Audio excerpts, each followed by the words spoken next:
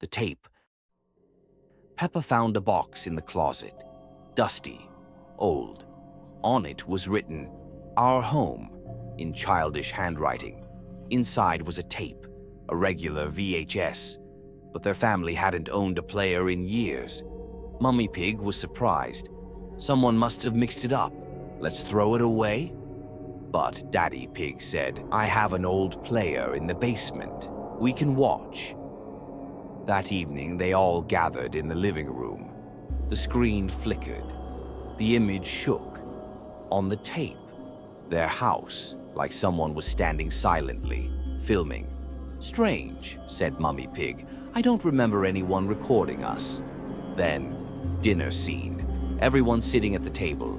Daddy, Mummy, and Peppa on both sides. Two Peppas, identical, both eating. But one of them smiled.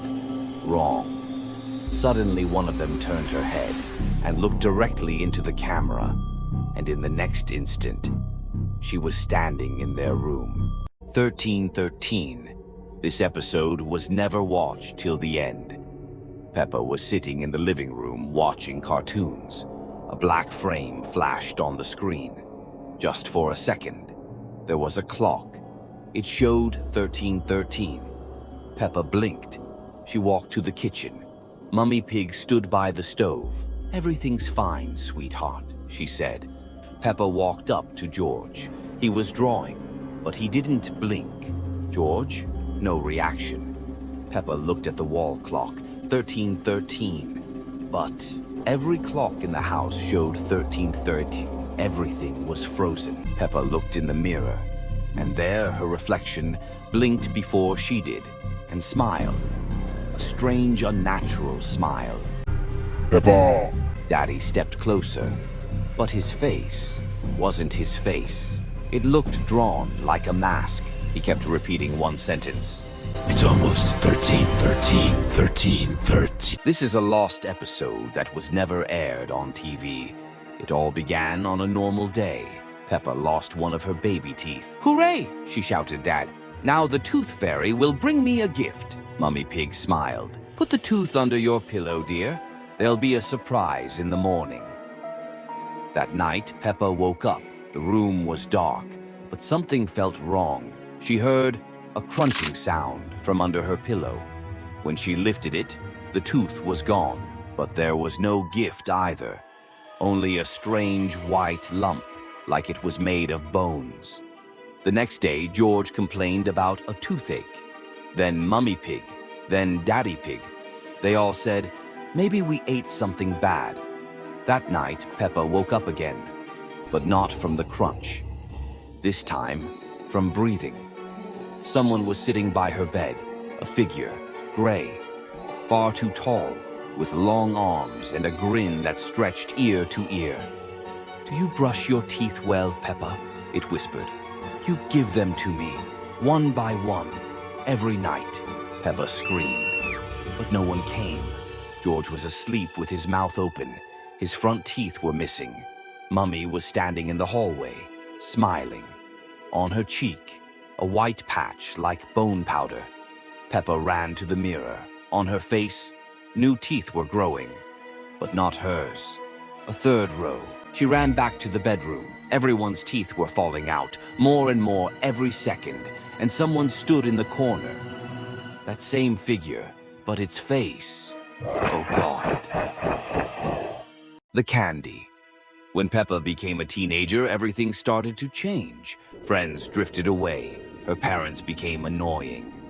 And one day, while standing alone behind the school, a man in a blue cloak approached her and held out a box.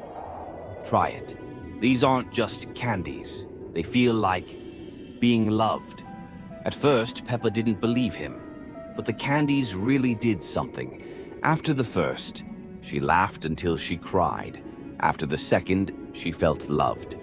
And after the third, the world became soft and warm, like childhood. She started selling them to classmates. Everyone wanted them. Everyone paid, even the teachers. Her mother asked, "Where did you get this money?" Peppa just shrugged, and Daddy Pig said, You know sweets are bad for you. A week later, George disappeared. He never came home. Peppa found one of the candies in his room, but it had turned pitch black. Later, she learned each box can only be opened once. If you open it again, you must give something in return. Peppa opened it a second time, but there were no candies.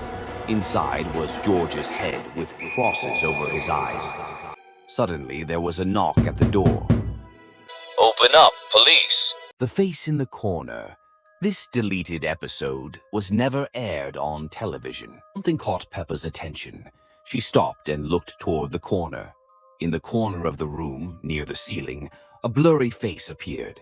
It was barely visible, like a shadow, but its expression was cold, lifeless. It stared at Peppa, as if studying her every move. Peppa froze, unable to look away. The shadows on the walls began to shift and twist, as if they were alive. Her heart started beating faster. Something was wrong. Something was there that shouldn't have been. She stepped forward, trying to understand what was happening, but the face didn't vanish. It became clearer. Now it was right in the top corner of the room. Peppa felt the air grow colder. Darkness began pulling her toward that corner. At that moment, Daddy Pig entered the room.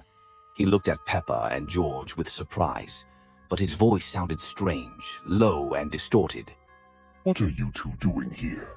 Daddy Pig walked toward the corner where the face had just been, but now it was gone. Instead, the shadows became more sinister, and the air around them thickened. He touched the corner, and something horrifying began. His face started to change. His eyes darkened. His arms grew long and misshapen. His voice turned into a deep echo from the dark corner. Now I can play again.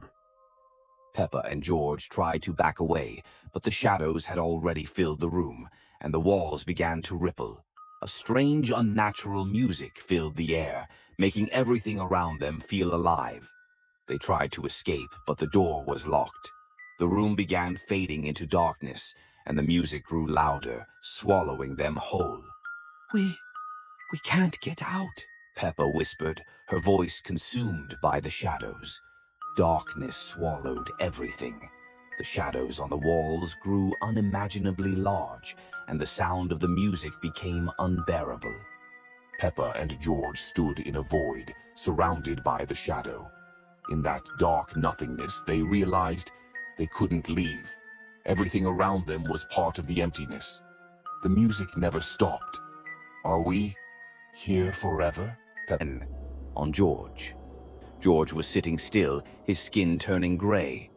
There was mold on his hand, and it was moving. By morning, George was gone. In his place, a strange, soft figure. It looked like George, but it was breathing through gills, and mushrooms were growing from his shoulders. Mummy Pig didn't react. She looked at Peppa with wide, glassy eyes. Breakfast is ready, dear. Peppa locked herself in her room, but the mold was already there, on her bed, on her toys, and on her arm. There was a small mushroom sprouting from her cheek. She touched it, and it twitched. Everything behind her, a forest of moving, breathing fungi. And in the center, the frog, sitting, smiling, waiting.